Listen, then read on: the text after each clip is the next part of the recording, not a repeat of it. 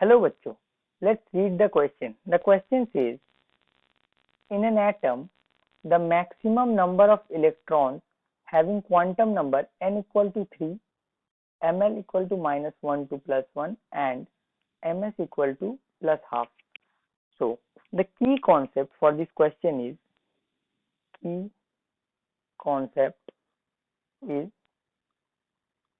idea of quantum numbers. Okay, हमें पता होना चाहिए कि क्वांटम नंबर कैसे काम करते हैं. क्वांटम नंबर्स होते हैं n, l, m l magnetic quantum number और s, m s spin quantum number. अब एन की वैल्यू जब 1 होती है, एल की वैल्यू 0 होती है. L varies from 0 to n minus 1. Okay, and m varies from -l to +l, and ms is plus half or minus half.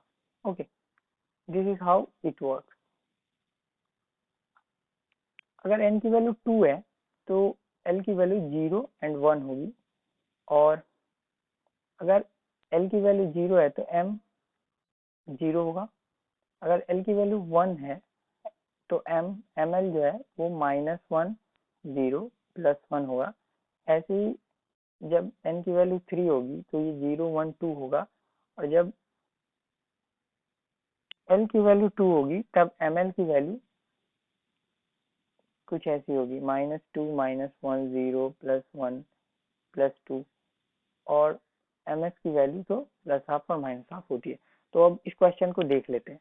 Question में बता रखा है कि n इक्वल टू 3 है. इसका मतलब l इक्वल टू 0 1 और 2 है. ओके, सो फॉर l 0, यहाँ पे ml की वैल्यू 0 आएगी, और इसमें एक ही इलेक्ट्रॉन होगा जिसका प्लस हाफ होगा स्पिन. तो यहाँ तो एक इलेक्ट्रॉन आया. ओके, जो इन क्वांटम नंबर को सेटिस्फाई करता है. नाउ फॉर L1, ml की वैल्यू -1 0 +1 ऐसे आएगी, जहां पे 3 इलेक्ट्रॉन होंगे जिनकी स्पिन प्लस हाफ होगी. Okay, and for L2, ml की value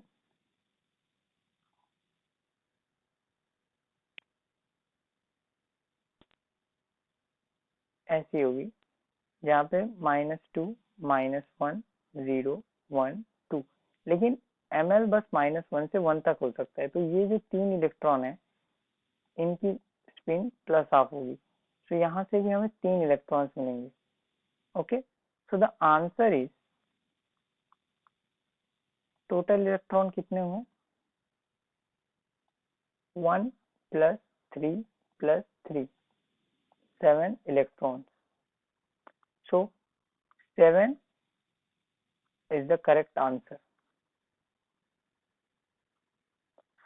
So by using the key concept of quantum numbers, we got the answer, which is 7. So the correct answer is 7. Hope you understood it well. Best of luck.